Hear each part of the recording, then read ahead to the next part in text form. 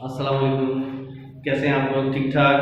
हमारी second year commerce और BCom part 1 उसमें सब्जेक्ट अकाउंटिंग और टॉपिक चल रहा था डेप्रिसिएशन, और उसके अंदर हमने methods straight line method complete कर लिया था। फिर मैंने बताया था मजीद 4 सेगमेंट इसके और पूछे जा रहे होते हैं, 4 चीज़ें जिसमें से हर मेथड के अंदर सेम ही होगी, तो मैं बार बार रिपीट नहीं करूँगा। उसमें से नंबर 1 था एडजस्टिंग एंट्रीज। ये हमेशा यही होती है, डेप्रिसिएशन एक्सपेंस डेबिट अलाउंस और रेवेन्यू क्रेडिट, क्लोजिंग इनकम सम डेबिट डेप्रिसिएशन एक्सपेंस क्रेडिट। और तीसरा जो हमारा चल रहा था टी अकाउंट। टी अकाउंट के अंदर हमने एक मशीन का बनाया था, सही।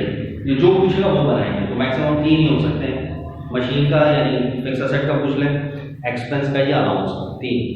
तो मशीन का जब भी पूछेगा तो बस जो टोटल कॉस्ट होगी उसे डेबिट कर दिया, खत्म। एक्सपेंस के अंदर क्या होता है, एडजस्टिंग की वजह से डेबिट हो रहा होता है, क्लोजिंग की वजह से क्रेडिट हो रहा होता है, उसी साल उसी तारीख को आखिरी। तो डेबिट भी क्रेडिट यानी हर साल निल, तो आप कैसे लिखना होगा, इस तरह लिखना होगा, डेबिट एडजस्टिंग की वजह से, क्रेडिट क्लोजिंग की वजह से, और जब बैलेंस करोगे तो निल। सेम चीज बार बार बार बार रिपीट। ठीक है। फिर मैंने एक ऐसा तरीका बताया है, जो लगे लाइन डबल लाइन लगाओ बंद कर दो, डबल लाइन लगाओ बंद कर दो, डबल लाइन लगाओ बंद कर दो, सही।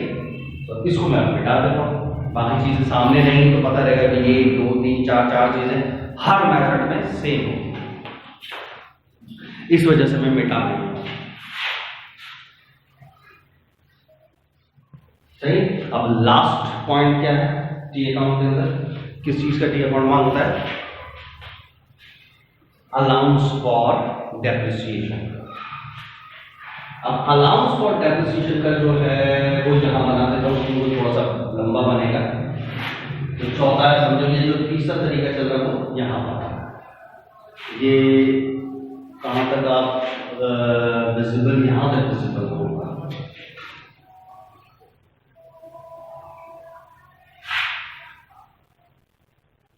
सही। अभी किसी का अलाउंस फॉर डेप्रिसिएशन किसके ऊपर, मशीन का। अलाउंस फॉर डेप्रिसिएशन किसका है, मशीन का, ठीक है। अभी कैसे बनाना देखो। अब अलाउंस जो होता है वो सिर्फ एडजस्टिंग की वजह से क्रिएट ही होता है बस, क्लोजिंग में अलाउंस आते ही नहीं। तो फिर ये इसका मतलब जब हम बैलेंसिंग करेंगे तो CFDF होके नेक्स्ट ईयर ट्रांसफर होगा, बस यही होता रहेगा। इसी वजह से जब एक ईयर से दूसरे ईयर में चले जाएगा, ये बार बार इसी तरीके से होता है। एक ईयर में कैलकुलेट करोगे तो फिर वो कैरी फॉरवर्ड होकर दूसरे ईयर, सही। और फिर जब दूसरे ईयर का डेप्रिसिएशन आएगा तो ये पहले से ही मौजूद था कुछ पिछले साल का, तो ये दोनों आपस में एक्युमुलेट हो जाएंगे, इकट्ठा हो जाएंगे। इसी वजह से इसका नाम एक्युमुलेटेड डेप्रिसिएशन है। फिर ये बैलेंस होगा, ये भी सिर्फ एडजस्टिंग में ही आता है, क्लोजिंग में तो आते हैं। फिर जब बैलेंसिंग होगी तो ये CFDF होकर दूसरे साल में चला जाएगा, तीसरे साल में भी चला जाएगा, फिर तीसरे साल के अंदर फिर ये एक्युमुलेट हो जाएगा, फिर यही नेक्स्ट चौथे ईयर में चला जाएगा। मैं नजर आ रहा हूं, नहीं आ रहा, नहीं तो वापस आएगा, बस 3 साल का रही, चौथे साल में मैं गायब हो गया। सही है। तो लिहाजा यहां तक ओके की रिपोर्ट है। तो ये एक्युमुलेट इस वजह से भी इसको क्या है। अच्छा, अब हाउ टू प्रेजेंटेट, तो आप जरा इसको देखते हैं। है अच्छा, तो सबसे पहले 91 के अंदर हुआ, अब 91 में देखते हैं तो क्या हो रहा है, क्रेडिट। तो अब आप आ जाओ 1991 दिसंबर की 31, कितने रुपए, 666। तो 6667, जरा ये देखो अमाउंट नजर आ रहा है 6667 नजर आ रहा है, ठीक है। तो लिहाजा ये क्रेडिट हो गया, किसकी वजह से, एडजस्टिंग की वजह से, बस खत्म। और अब इसको क्या करना पड़ेगा, बैलेंस। जब बैलेंस करेंगे तो कैसे करेंगे, बिल्कुल सामने बैलेंस का मुझे तो भाई 0, यही बड़ा है, तो जो बड़ा है वो दोनों तरफ लिखते हैं। तो ये दोनों तरफ लिख दिया मैंने, 6667 6667। अब बिल्कुल इसको ऊपर, यहाँ तो 0 ही है तो पूरा लिखना पड़ेगा बराबर लाने के लिए। तो बिल्कुल इस लाइन के ऊपर 6 6 6 7 लिखा और ये अपने से लिखा है, तो ये बैलेंस क्या कहलाएगा, बैलेंस CF। और यही दूसरी तरफ नीचे ट्रांसफर हो जाएगा, ये क्या कहलाएगा, बैलेंस BF। वरना आजकल तो BF CF लिखने की जरूरत नहीं है, सर बैलेंस लिख दिया, डेट लिखी, काफी। अच्छा यहाँ तक ओके। ये कब हुआ, ये उसी महीने की आखिरी तारीख, कौन सा चल रहा है 91, तो ये आ गया दिसंबर की 31, उसी महीने की आखिरी, और ये नेक्स्ट ईयर की पहली। तो ये कब आ जाएगा आपका, अलग अलग करें, ये ईयर ही चेंज हो गया, आपको ये ईयर चेंज हो गया होगा, तो मैं एक लाइन आपके पास एक लाइन ज्यादा होगा, मैं यहाँ तो लिख दूंगा, आप जब लिख रहे होंगे तो खूबसूरती नहीं आएगी। तो अब ये एक लाइन और मैंने छोड़ दिया, लिख दिया 6 6 6 7। तो ये कब का आ गया, 1992 की जनवरी की 1 को बैलेंस आया, बैलेंस दिया। ये उसी साल की, उसी महीने की आखिरी तारीख, उसी साल की आखिरी तारीख, और ये नेक्स्ट की, ये चाहो तो यहाँ पर मैं ईयर लिख दूँ 1991, और ये 1992 नेक्स्ट महीने की पहली तारीख बैलेंस भी है। देख लो किस तरीके से मैंने यहाँ पर एडजस्ट किया है, यहाँ पर ओके की रिपोर्ट है आपको, ठीक है। ये 92 का आ गया जनवरी की पहली ईयर बैलेंस। अब यही चीज चलती चली, अब आ जाओ 92 में, फिर 92 के दिसंबर को फिर अलाउंस क्रिएट हुआ, जब यहाँ पर आ जाए ईयर तो 92 ही है, तो मुझे दोबारा से लिखने की जरूरत नहीं, बस मैं मंथ लिख दूं, दिसंबर की 31 को 10,000 रुपए से अलाउंस क्रिएट हुआ, किसकी वजह से, एडजस्टिंग की वजह से, सही बात है। जैसे यहाँ पर था, यहाँ पर फिर दोबारा वही बैलेंसिंग शुरू हो जाएगी। अब बैलेंसिंग करेंगे तो क्या होगा, यहाँ भी और यहाँ, अब ये एक्युमुलेट हो गया, यहाँ तो 0 है, तो यही साइड बढ़ी, कितना हो गया, 10 और 6 16, 1 6 6 6 7 1 6 6 6 7, तो बिल्कुल बराबर आने के अपने से पूरा लिखना पड़ेगा, 1 6 6 6 7। ये अपने से लिखा है, ये बैलेंस क्या कहलाएगा, बैलेंस CF। और ये दूसरी तरफ नीचे ट्रांसफर हो जाएगा, मुझे ईयर चेंज है तो मैं पहले से ही जानबूझ के क्लाइंट छोड़ रहा हूँ, तो 1 6 6 6 7, और ये क्या कहलाएगा, बैलेंस BF। ये उसी साल की आखिरी तारीख, यानी दिसंबर 31, और ये कौन सा चल रहा था, 1992, और ये नेक्स्ट 1993 जनवरी 1। सेम वही कहानी रिपीट हो गई, यही चलता रहेगा, चलता रहेगा, चलता रहेगा, ठीक है ना। सेम वही कहानी रिपीट होती चली जाएगी। मैं इसको और सिंपल वे में भी बता दूंगा, ताकि दोनों की विजिबिलिटी आपको क्लियर हो कि अच्छा ये काम ये चल रहा है, सुधर जाओ। अच्छा जी, नेक्स्ट फिर दोबारा 1993। अब 1993 के अंदर क्या होगा,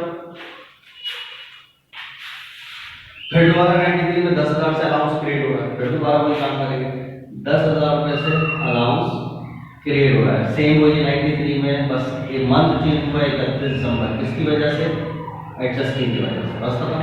तो फिर वही कहानी, फिर दोबारा बैलेंस करो,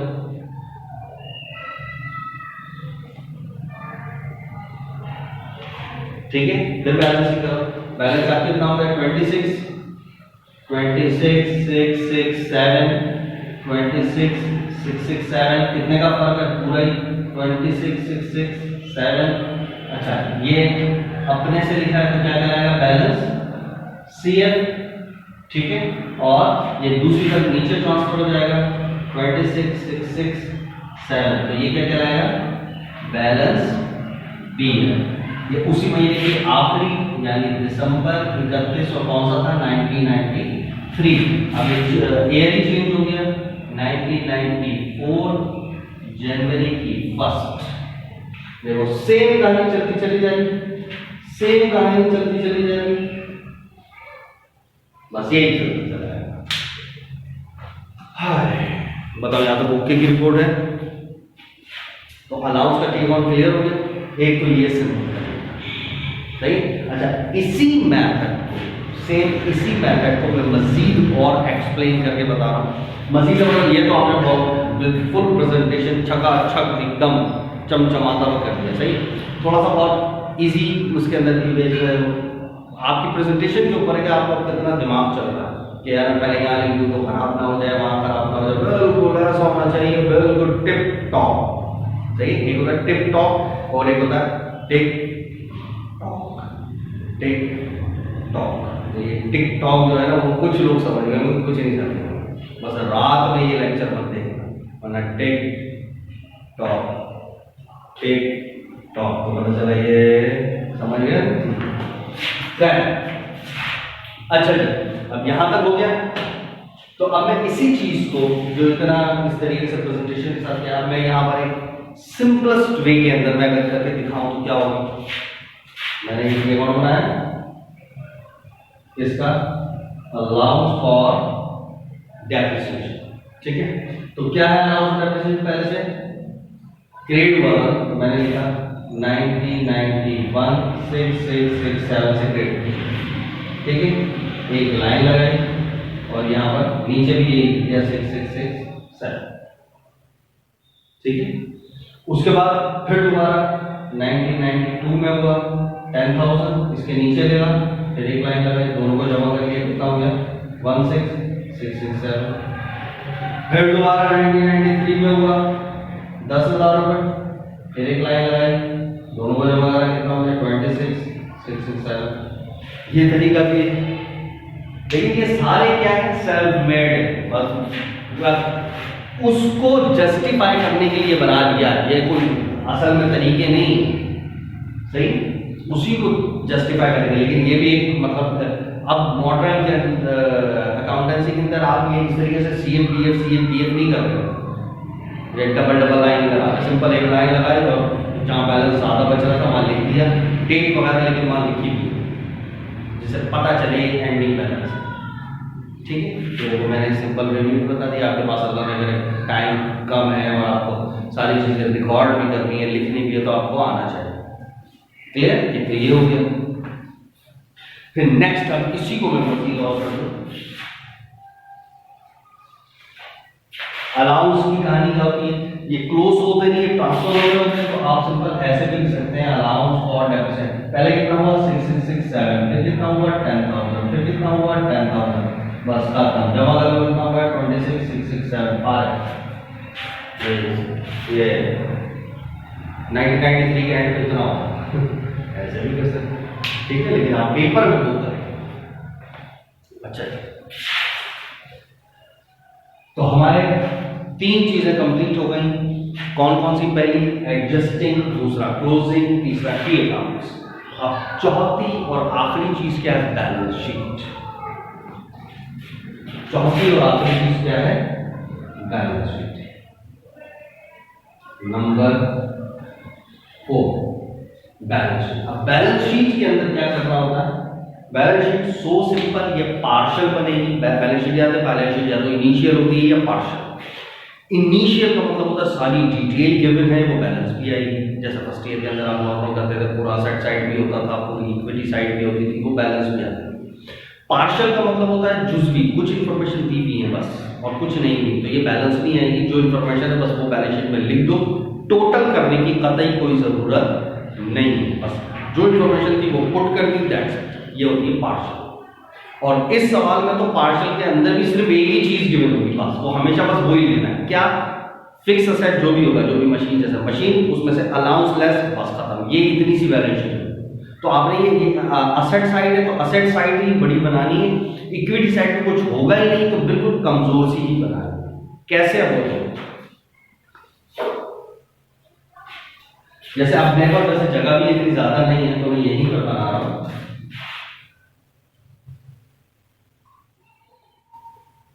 आप तो ये पूरे पेज पे बना रहे हो, यहाँ तो मुझे लाइन खींचने की जरूरत नहीं है, आपका पेज ही होगा। अब यहाँ वैसे तो सेंटर में लाइन खींचती है, यानी बराबर बराबर, एक असेट साइड होती है और एक इक्विटी साइड। अब असेट साइड की चीज लिखनी है, इक्विटी पे तो कुछ लिखनी है, तो आप ये इक्विटी साइड ही आप क्या करें, बड़ी कमजोर सी बनाएं। तो बिल्कुल कमजोर का मतलब लाल इतनी सी बनाती, पोस्ट रेफरेंस जितनी राइट। अब इतना सा भी नहीं बनाना, कम से कम थोड़ी सी तो बड़ी बनाना, राइट। अब ऊपर मिड में, दरमियान में, पेज के दरमियान में आप अपनी हेडिंग डालें। क्या बना रहे हैं, अली एंड कंपनी, ठीक है, अली एंड कंपनी का नाम लिखा। उसके बाद क्या बनाने जा रहे हैं आप, बैलेंस शीट।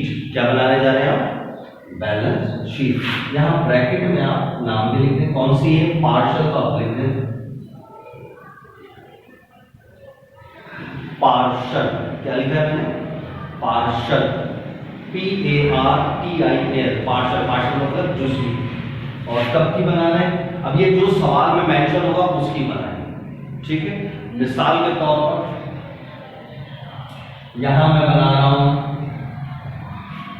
91 की मांगी है तब उससे, तो मैं बना रहा हूं जो साल के एंड के ऊपर दिसंबर 31 1991। 92 की मांग था तो मैं यहाँ लिखा 92, 93 की मांग था तो मैंने लिखा 93, जब की मांगेगा वो ठीक है, सही। उसके बाद यहां तक लिखने के बाद फिर यहाँ हेडिंग, ये क्या, कौन सी साइड थी, एसेट्स, और ये कौन सी साइड थी, इक्विटीज।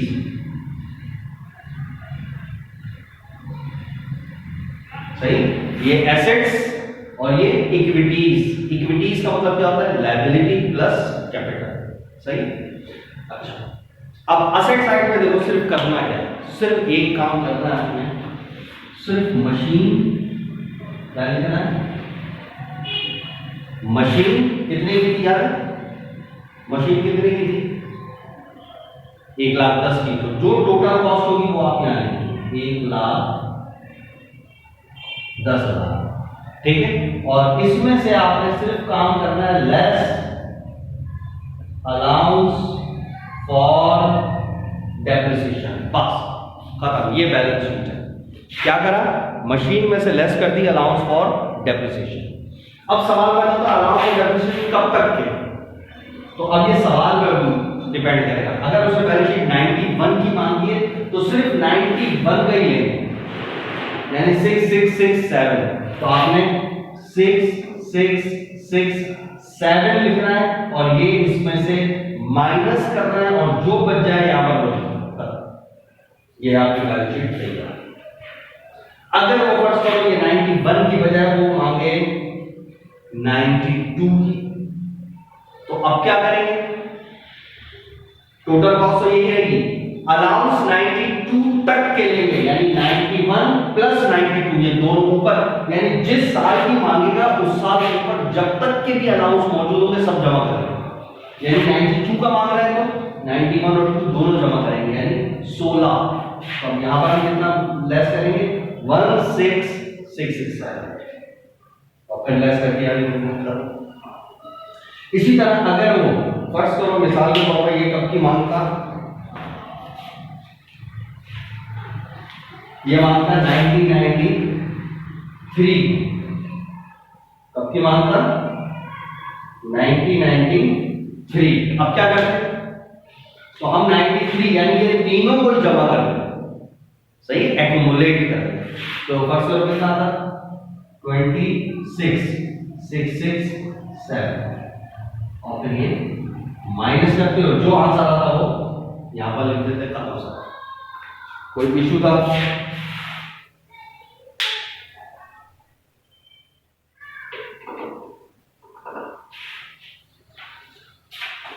क्लियर हो गया, ये पॉइंट क्लियर हुआ, सही है।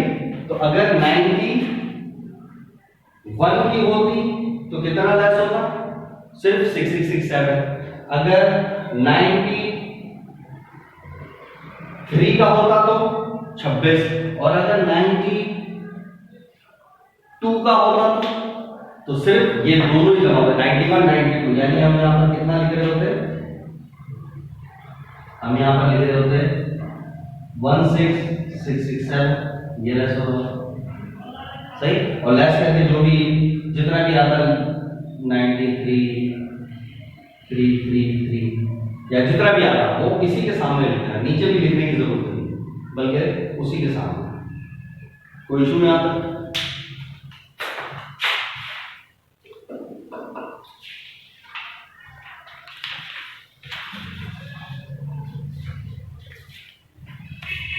तो बताओ यहाँ तक भी ओके हो गया। ये 4 चीजें गिनती की है बस अब। तो पार्शियल के अंदर से, और इसको भी बैलेंस करने की जरूरत नहीं, बस ये इसी तरीके से खत्म हो जाता है। और ये बैलेंस शीट हमेशा इसी तरह ये रिन्यू करके बनाया जाता है। टी की शक्ल के अंदर बैलेंस शीट बनाई, इसको कहते हैं अकाउंट फॉर्म। बैलेंस शीट हमने किस शक्ल में बनाई, किस फॉर्म में बनाई, अकाउंट फॉर्म में। इसको रिपोर्ट फॉर्म में भी बनाया, लेकिन मैं अभी उसके चक्कर में नहीं जा रहा हूँ। जो मैं इनकम स्टेटमेंट वगैरह बताऊंगा उसके अंदर डिटेल बता रहा हूँ, आपने ऐसे ही बनाना, ठीक है। तो लिहाजा ये 4 चीजें हर मेथड में होंगी, मैं किसी मेथड में बार बार रिपीट नहीं कर रहा। एडजस्टिंग हमेशा ऐसी होगी, depreciation expense debit loss deduction credit. Closing हमेशा ऐसी होगी, इनकम समेट debit depreciation expense credit. T account हमेशा ऐसे ही बनेंगे, और मैक्सिमम यही 3 होते हैं, मशीन का, एक्सपेंस का या अलाउंस का, और बैलेंस शीट ऐसी, ठीक है। तो इसको जरा स्क्रीनशॉट लेके कॉपी कर लेना, अपना बहुत ख्याल रखिएगा। इंशाल्लाह फिर हम नेक्स्ट मेथड के अंदर यूनिट्स मेथड्स के अंदर जाएंगे। अब उसमें सिर्फ फार्मूला और वो होगा, वो तो सारे ऐसे मेथड होते हैं। यहीं तक आपने सब जान पाएंगे, ठीक है। अल्लाह हाफ़िज़।